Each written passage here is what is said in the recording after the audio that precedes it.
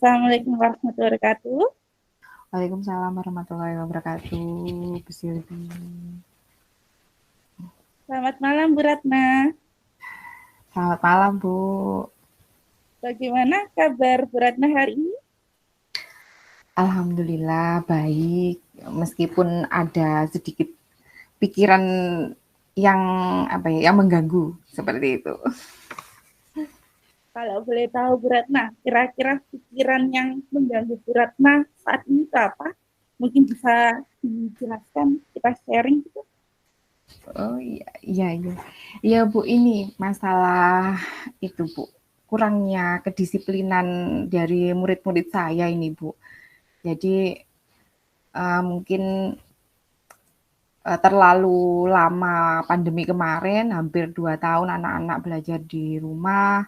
Jadi anak-anak mungkin terbiasa dengan nyantai di rumah. Jadi tingkat kedisiplinannya itu jadi sangat kurang gitu, Bu. Kalau boleh tahu Bu Ratna ya, Bu Ratna mengajar kelas berapa Bu Ratna? Kelas 6 SD, Bu Silvi. Oh, kelas 6 SD nggih. Oke. Oke. Kemudian Bu Ratna, kalau dari pengamatan Bu Ratna selama ini nggih, Iya. kira-kira penyebab permasalahan kedisiplinan yang dihadapi oleh siswa Bu Ratna itu apa? Penyebabnya ya itu tadi, yang pertama menurut saya karena mungkin kebiasaan selama pandemi kemarin itu anak-anak terlalu nyantai, jadi di rumah juga kurang ditanamkan disiplin oleh orang tua mungkin ya. Selain itu, anak-anak itu kurangnya kesadaran anak-anak seperti itu Bu Silvi mungkin tentang pentingnya kedisiplinan. Jadi mereka itu ada beberapa anak itu yang seringkali terlambat. Jadi tidak hanya 1 hari, mungkin 1 minggu itu 1 atau 2 anak, bahkan kadang 3 anak itu pasti ada saja yang terlambat itu 1 minggu itu pasti ada yang 2 hari, 3 hari itu terlambat terus itu juga ada yang seperti itu Bu. Jadi itu yang jadi permasalahan buat saya. Bagaimana nanti mendisiplinkan mereka, membuat mereka itu lebih disiplin lagi, datang bisa tepat waktu, seperti itu, Bu. Kalau dilihat dari background keluarga Bu Ratna ya, Iya. kebanyakan orang tua dari siswanya Bu Ratna itu pekerjaannya apa Bu Ratna? Bermacam-macam, Bu, tapi di antara anak-anak yang sering kali yang mungkin frekuensi terlambatnya itu lebih sering, itu kalau saya lihat dari background orang tuanya, mungkin dari ayahnya itu banyak kan kerja semua. Terus ada juga yang ibunya di rumah, tapi juga kurang perhatian. Ada lagi yang ibunya juga kerja juga, sama-sama kerja. Ada yang rumahnya mungkin agak jauh, jadi dia itu tergantung dari orang tua untuk mengantar ke sekolah, seperti itu Bu Silvi. Mungkin penyebabnya ya. Ada berbagai macam ya latar belakang tadi ya untuk siswanya Bu Ratna. Nggih. Iya, Ada yang iya. bekerja, ada yang ibu rumah Iya, tangga juga. iya. Kemudian Bu Ratna, dampak dari kedisiplinan terhadap pembelajaran atau mungkin terhadap pembiasaan iklim di sekolahnya Bu Ratna seperti apa? Iya. Kalau menurut saya sangat-sangat berdampak, Bu, ya. Jadi dari segi pembelajaran seperti itu ya, dari segi pembelajaran itu tentu akan sangat mengganggu proses pembelajaran. Jadi di sekolah saya itu kebetulan kan ada pembiasaan berdoa sebelum pelajaran dimulai, doa bersama yang dipandu oleh 1 atau 2 anak melalui speaker sekolah gitu ya. Jadi ketika Nah, doa dijadikan itu dulu. ya, jadi ketika doa sudah dilaksanakan, pembiasaan-pembiasaan itu sudah dilaksanakan, anak ini baru muncul, baru datang seperti itu. Jadi pembelajaran pun juga bukan pembelajaran ya, mungkin pembiasaannya. Mungkin pembiasaan sekolah pun kan tentu juga akan terganggu. Dia pun mungkin ketika dia datang, dia harus berada di luar kelas dulu sampai selesai doa sama-samanya itu selesai, baru anaknya ini diperbolehkan untuk masuk masuk kelas mengikuti pelajaran selanjutnya. Dan itu tentu mengganggu, Bu. Menurut saya mengganggu. Seperti itu. Dari segi siswanya juga mungkin dengan kondisi dia yang seperti itu, dia sudah terlambat, otomatis kalau menurut saya dia nantinya itu bisa mengganggu konsentrasi dia ketika belajar, semangat dia ketika belajar, seperti itu. Dia jadinya tidak mengikuti kegiatan mulai dari awal karena dengan keterlambatannya itu, seperti itu Bu Silvi. Karena terlambat kan akhirnya dia terlambat untuk mengikuti pembelajaran itu juga, Bu. Seperti Untuk itu.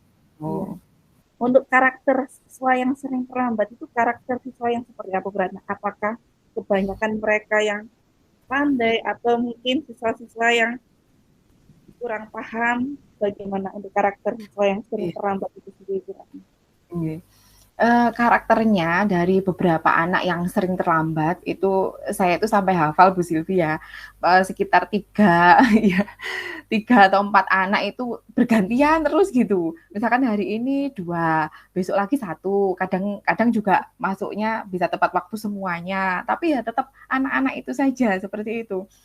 Jadi ada mungkin 4 anak itu, yang satunya itu karakternya memang dia lebih cenderung ke apa ya, kalau di pelajaran, ini mohon maaf ya untuk pelajaran mungkin dia kurang, tapi dia lebih apa, punya kelebihan di bidang olahraga. Itu dua anak itu yang 2 anak itu.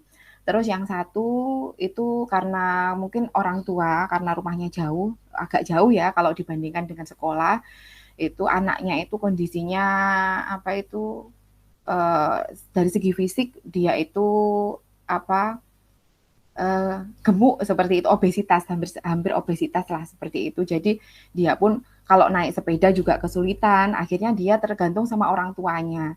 Nah dari orang tuanya ini kadang-kadang itu kan mungkin dianya mau berangkat pagi, tapi kalau nggak ada yang mengantar dia jadinya apa, ya menunggu menunggu yang mengantar seperti itu. Sedangkan yang satunya ini itu kedua orang tuanya itu bekerja. Jadi mungkin ketika dia apa itu mau berangkat sekolah itu tidak ada yang mengawasi karena orang tuanya dua-duanya itu kerjanya pagi seperti itu. Jadi ya kurang pengawasan orang tuanya mungkin yang dari yang satu ini. Seperti itu Bu Silvi untuk Berarti karakter ada anak-anak. beberapa ya, karakternya bermacam-macam karena ya anak kita memang unik macam sekali jenisnya itu. Iya, Baik. Kemudian Beratna untuk iya. rencana kedepannya yang direncanakan oleh Beratna untuk menanggulangi atau menyelesaikan permasalahan tersebut apa Beratna rencana kedepannya? Iya. Kemarin sih sempat saya juga buat kesepakatan kelas ya Bu ya. Namun sepertinya ya kalau dulu itu bisa bersamaan empat-empatnya, apa itu tidak apa masuknya itu terlambat. Tapi sekarang itu ya sudah mulai intensitasnya sudah mulai agak berkurang. Cuman ya tetap masih belum belum bisa full masuk tepat waktu seperti itu belum bisa. Jadi mungkin rencananya itu ya kita sering-sering lagi mengingatkan kepada anak-anak mengenai kesepakatan kelas yang sudah kita bentuk, lalu kita pendekatan ke anak-anak tersebut seperti itu. Terus mungkin saya juga akan berkoordinasi dengan wali murid nih ya, mungkin terutama keempat anak ini yang sering sekali terlambat ini, mungkin saya bisa berkoordinasi kepada orang tuanya supaya bisa mendukung supaya anak ini bisa masuk tepat waktu setiap hari seperti itu Bu. Mungkin selain itu bisa juga dengan berkoordinasi dengan kepala sekolah atau rekan-rekan guru lain untuk sama-sama menyosialisasikan mengenai aturan-aturan yang ada di sekolah seperti itu, Bu. Berarti di kelasnya Beratna sudah ada keyakinan kelas nih yang sudah dibuat Iya, bersama-sama dengan anak tersebut. iya, Seperti iya, itu. sudah. Alhamdulillah. Kemudian kalau misal Beratna ya Iya. kondisi ideal tentang kedisiplinan itu diberi nilai 10. Kira-kira kondisi real yang saat ini ada di sekolah Beratna, siswa Beratna itu nilainya berapa?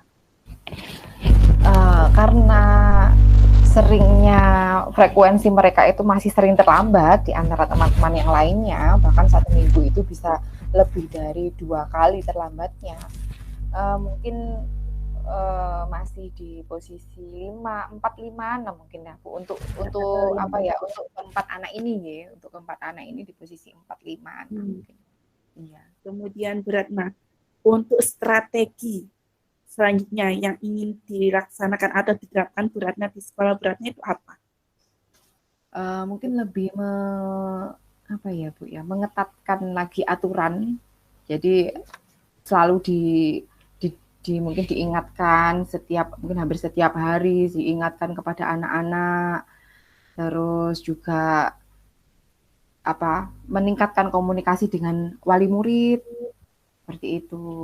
Selain sosialisasi mengenai kesepakatan kelas, mengenai peraturan sekolah, itu perlu disosialisasikan kepada wali murid supaya wali murid juga memahami. Jadi seperti itu mungkin Bu Silvi yang bisa dilakukan. Ya, jadi yang saya tangkap untuk peraturan di sekolahnya Bu Ratna sudah ada peraturan tertulisnya nih. Iya, sudah ada. Cuman ya mungkin itu tadi Bu Silvi ya kurang kalau peraturan di sekolah itu ya memang ada secara tertulis sudah ada. Cuman ya kan kadang-kadang namanya anak, namanya orang tua kadang-kadang kan juga tidak selalu membaca setiap aturan-aturan yang ada itu seperti itu. Jadi perlu ditekankan lagi terus.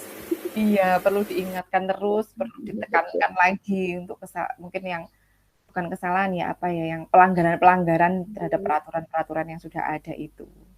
Iya, mungkin mengingatkan mereka dengan keyakinan kelas yang sudah mereka buat ya. Karena itu kesepakatan bersama seperti itu. Iya. Kira-kira, jadi kapan Bu Ratna ingin menerapkan rencana aksi yang sudah Bu Ratna susun tadi? Kalau bisa secepatnya Bu Silvi ya. Ini mungkin kalau sekarang mungkin mulai besok ya, sekarang hari Jumat, mulai besok mungkin saya bisa mulai pendekatan lagi ke anak-anak dulu. Setelah melakukan pendekatan lagi ke anak-anak, mungkin saya akan memanggil orang tua mereka seperti itu ya. Secepatnya lah, insya Allah besok bisa mulai saya lakukan. Untuk pihak yang terlibat, siapa saja Bu Ratna untuk rencana aksi yang Bu Ratna buat ini? Mungkin itu tadi Bu Silvi, selain dari anak-anak, wali murid, wali murid. Tapi terutama untuk keempat anak yang sering terlambat itu, tapi juga mungkin juga wali murid secara keseluruhan juga supaya mengingatkan kepada yang lainnya supaya tidak melakukan hal yang sama seperti itu. Selain itu juga mungkin dari pihak kepala sekolah barangkali bisa mensosialisasikan peraturan-peraturan sekolah yang ada terutama ke wali murid, ke siswanya melalui mungkin berbagai media. Kalau sekarang kan medianya kan banyak Bu ya. Media yang bisa mungkin media yang bisa diakses oleh anak atau wali murid. Kalau misalkan kita tidak bisa mungkin secara langsung tatap muka ke semua wali murid itu, mungkin dengan cara lain, melalui media lain, barangkali melalui video-video atau melalui website seperti itu. Untuk wali murid di sekolahnya Bu Ratna, mungkin ada media komunikasi khusus yang bisa dimanfaatkan Bu Ratna? Kalau wali murid itu kalau di kelas itu ya melalui grup WA itu Bu.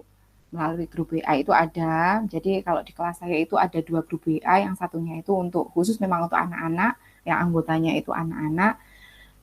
Lalu yang kedua itu khusus orang tua, seperti itu. Jadi lebih mudahkan untuk koordinasi Bu Ratna yang menyampaikan Kemudian Bu Ratna, yang tadi kan kita bicara rencana aksi, kemudian strategi. Menurut Bu Ratna, ukuran keberhasilan dari rencana aksi yang akan dilaksanakan oleh Bu Ratna nanti seperti apa? Ya mungkin kedepannya ukuran keberhasilan dikatakan berhasil mungkin sudah mulai berkurang, bahkan tidak ada lagi anak yang terlambat masuk kelas seperti itu. Terus adanya tingkat kesadaran anak terhadap peraturan sekolah, terhadap kesepakatan kelas itu juga meningkat. Mungkin seperti itu Bu Silvi untuk ukuran keberhasilan. Jika kalau memang tadi dikatakan Bu Silvi tadi untuk yang ditanyakan Bu Silvi tadi rentang dari 1 sampai 10, tadi 4 sampai 5, iya tadi saya bilang 4 sampai 5, mungkin harapan saya ke depannya tidak 10 dulu Bu, mungkin perlahan 7 atau 8 itu mungkin sudah lumayan baik menurut saya untuk dalam waktu dekat Jadi ini. ada peningkatan dulu Bu ya Ya, anak iya, tersebut. iya, paling tidak ada peningkatan seperti itu. Kemudian Bu Ratna, kalau kita merencanakan suatu hal, itu kan kemungkinan besar pasti ada kendala yang akan dihadapi. Bagaimana cara Bu Ratna untuk menghadapi kendala-kendala yang nantinya akan dihadapi? Iya, mungkin kendalanya itu kalau saya lihat yang sejauh ini ya, kendalanya yang sejauh ini yang sudah ada itu mungkin komunikasi dengan orang tua, dan orang tua itu ada yang kendalanya itu kadang-kadang ketika kita panggil itu tidak langsung datang, seperti itu Bu Silvi. Jadi mungkin untuk mengatasinya mungkin jika memang orang tuanya tidak bisa datang, mungkin saya akan berkomunikasi melalui telepon barangkali yang bisa saya lakukan, atau tidak seperti itu mungkin saya bisa berkunjung ke rumahnya, mungkin seperti itu Bu, untuk mengatasi gangguan yang sudah ada seperti itu.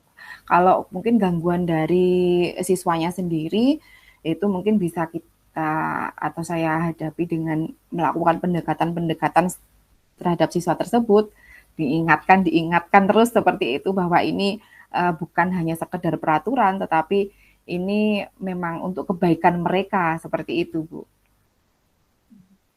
Apakah dari rekan sejawatnya Bu Ratna sudah pernah ada yang menerapkan rencana aksi yang direncanakan oleh Bu Ratna sendiri? Ya. Mungkin bisa dilanjut atau bagaimana? Ya.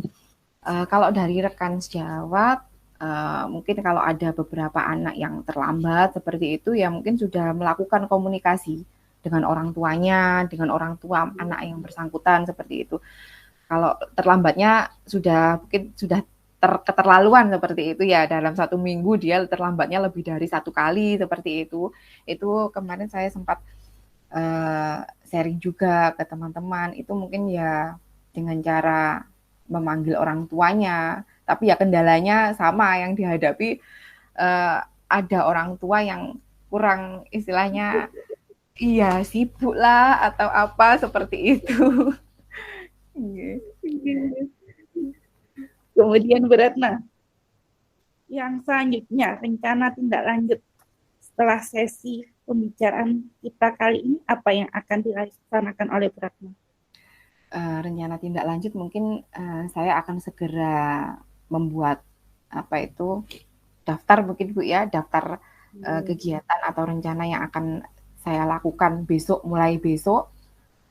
Saya buat daftar dulu, baru saya prioritasnya mana, saya prioritaskan dulu mana yang harus saya lakukan terlebih dahulu. Setelah itu tindak lanjutnya mungkin saya harus punya komitmen diri untuk melakukan rencana tersebut. Jadi tidak mandek-mandek, tidak berhenti seperti itu Bu ya. Terkadang itu kita sudah punya rencana, tapi di tengah jalan ada kendala gitu ya. Kendala jadi berhenti sebentar. Nah, saya berharapnya itu ke depannya kalau misalkan ada kendala ya kita tetap bisa berjalan sesuai dengan rencana yang sudah saya buat seperti itu Bu Silvi. Semoga berhasil Bu Ratna. Insya Allah kalau kita punya rencana yang bagus, Gusti Allah pasti menjabai rencana itu. Amin. Mudah-mudahan ya Bu Silvi dengan dengan saya bercerita ini tadi mendapatkan gambaran, mendapatkan solusi dari permasalahan yang saya hadapi dari Bu Silvi, dari sharingnya Bu Silvi ini tadi sangat bermanfaat bagi saya Bu. Bagaimana perasaan Bu Ratna setelah sesi pembicaraan kita kali ini? Lebih lega, ada yang bisa saya ajak ngobrol, bisa saya ajak sharing, bisa saya ajak untuk berbagi curhat seperti itu. Jadi saya mendapatkan gambaran-gambaran, oh saya harus seperti ini, seperti itu Bu Silvi. Terima kasih banyak Bu Silvi sudah memberikan waktunya buat saya ini tadi. Saya juga berterima kasih sekali loh Bu Ratna. Jenengan juga sudah menyediakan waktu untuk berbagi sesi curhat lah kita bersama. Iya, sama-sama Bu Silvi. Karena memang waktu kita tidak terlalu banyak, Bu Ratna ya. Iya, Semoga apa yang sudah Bu Ratna sampaikan itu memperoleh solusi, kemudian rencana aksinya juga dapat berlangsung dengan lancar. Sehingga tujuan yang ingin dicapai oleh Bu Ratna, anak-anak kedisiplinannya meningkat, itu juga bisa tercapai seperti itu. iya. Amin, amin. Terima kasih banyak Bu Silvi. Ya, sama-sama Bu Ratna. Nah, Mungkin itu dulu Bu Ratna ya. Sampai iya, jumpa di sesi kita berikutnya. iya, Mungkin ada yang perlu iya Bu share, Silvi. perkembangan dan sebagainya. Saya tunggu kabar berikutnya. Baik. Siap Bu Silvi. Assalamualaikum warahmatullahi wabarakatuh. Sampai jumpa Bu Ratna. Waalaikumsalam. Ya, sampai jumpa Ibu.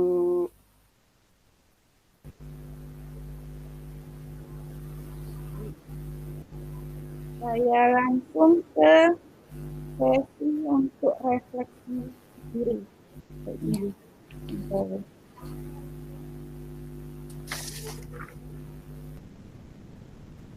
Untuk yang pertama yaitu hasil refleksi, apa yang sudah berjalan dengan baik selama percakapan. Yang pertama yaitu saya rasa untuk proses identifikasi sudah berjalan dengan cukup baik, di mana saya dan Koci sudah mampu untuk menggali permasalahan dengan cukup baik. Kemudian dari hasil coaching juga, Koci telah menemukan alternatif solusi rencana aksi yang rencananya akan diterapkan pada pertemuan atau secepatnya dalam rentang waktu yang sudah disepakati. Kemudian berikutnya yang ketiga yaitu pertanyaan terbuka dengan menggunakan algoritma berjalan dengan cukup lancar. Pertanyaan yang kedua, apa yang perlu diperbaiki atau ditingkatkan di sini yaitu menyepakati tujuan dan hasil sesi coaching yang akan dilaksanakan, di mana lebih menekankan sehingga hasil coaching dapat lebih optimal. Kemudian pertanyaan yang ketiga, yang perlu dilakukan untuk tetap dalam kondisi presence atau kehadiran penuh sebelum dan saat melakukan coaching, yaitu membangun suasana yang tenang dan nyaman, melakukan brainstorming bersama coach, mendengarkan dengan rasa, receive, menerima, apresiasi, summarize merangkum, dan aks bertanya. Kemudian pertanyaan yang keempat, apa yang saya lakukan untuk memperbaiki atau meningkatkan? Yaitu yang pertama pastinya melakukan sesi latihan, seperti yang sudah pernah kita laksanakan. Kemudian yaitu menyusun dengan lebih sistematis lagi pertanyaan-pertanyaan berbobot yang akan ditanyakan pada sesi coaching.